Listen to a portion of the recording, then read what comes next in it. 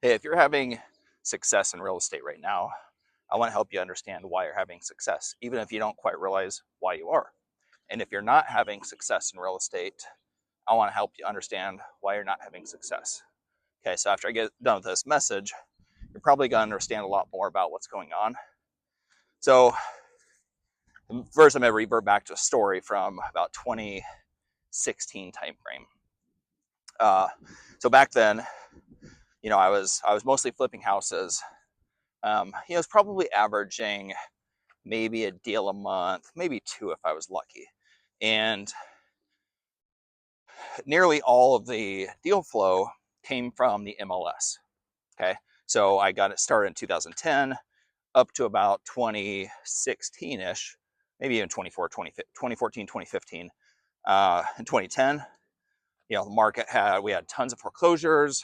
This is after 2008 crisis, foreclosure crisis, uh, deals on the, foreclosures galore, short sales galore. And it wasn't that hard to come across a good deal. As the years went on, the foreclosure started to dry up and there were not as many good deals out there anymore. So by the time we got to about, and so let me revert back.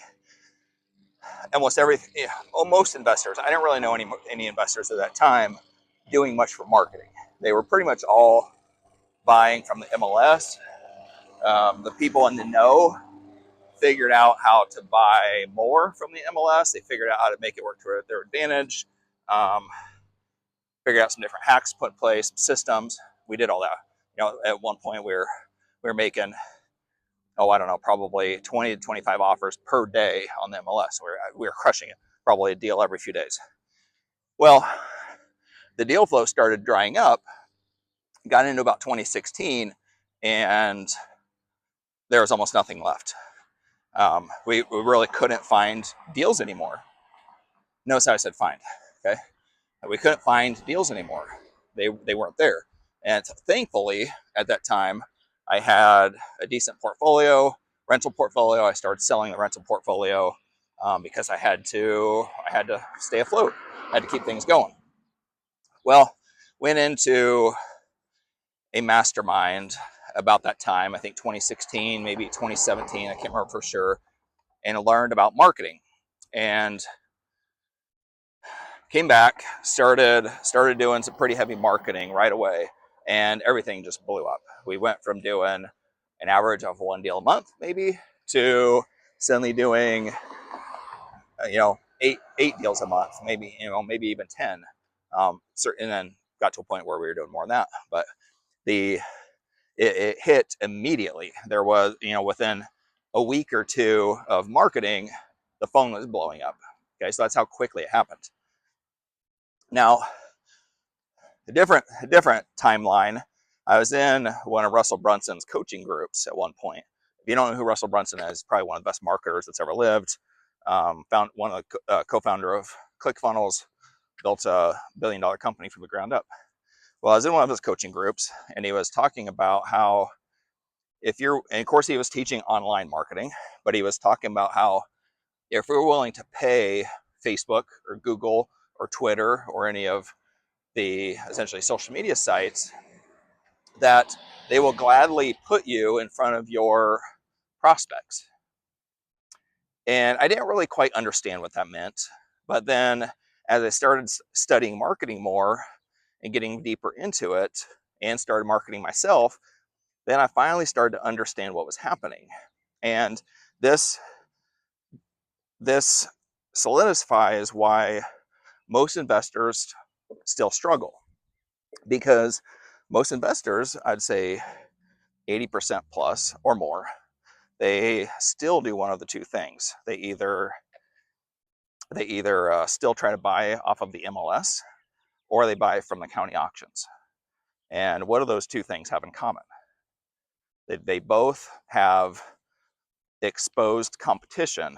And if you go to county auction, you are going to be standing there with dozens, if not hundreds, depending on the county.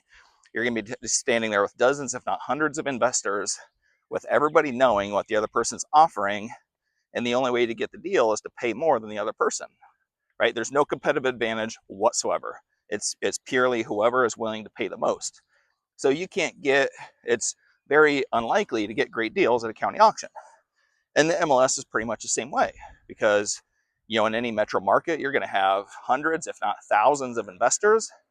And if there's an extremely well-priced house on the MLS, people are going to flood to it, make lots of offers. They're going to jack the price up, and it's not going to be a good deal anymore. So same thing, there's really no competitive advantage there, because that's where almost everybody goes. So once you understand that, you can say, okay, so I can either, so those two sources are kind of out, right? Like you can still use them. They're just not, you're not really ever going to have much of a benefit there. And then you can look at prospecting, which most of the people that don't do marketing do some prospecting. And I don't think I've ever seen anybody build a significant business from prospecting alone. I really don't know anybody. However, I know people have done marketing and they blow their business up very quickly when they understand what's going on. And look at it this way. If you're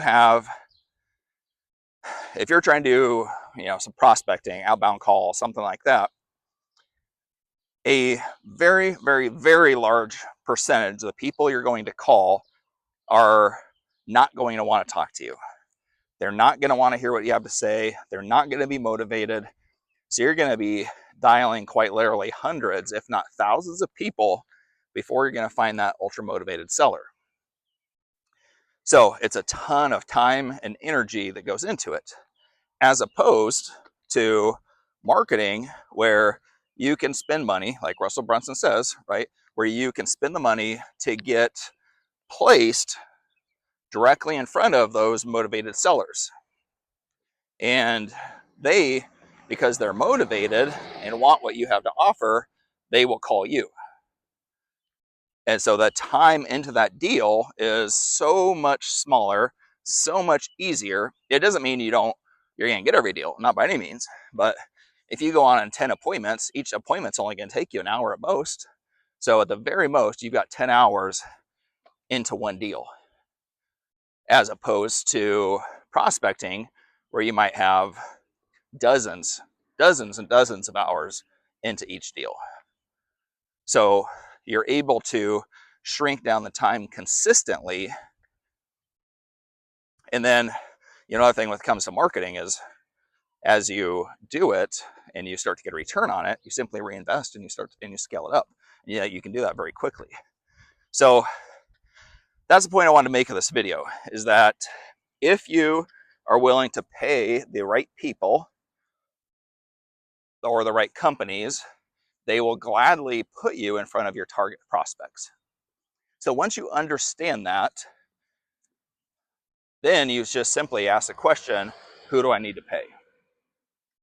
And if you're not in a place where you have money right now, that's okay. You can do some prospecting until you get the money, but then you need to find the people you need to pay, get in front of them, and they will put you in front of your target prospects. It makes the business so much easier. So anyway, hope that helps. Hope that shines a little bit of light. But knowing that, you get to choose whether you want to be one of the 80, 85, 90% of investors that are going to struggle for the rest of their lives with any type of deal flow, or you want to be one of the 5, 10, 15, 20% that actually knows how it works, has the inside track, and can do deals at will. You generate them. You get to a point where you don't have to find them anymore. You generate them, right? And if you can generate once, you can generate twice. Hope that helps. See you guys.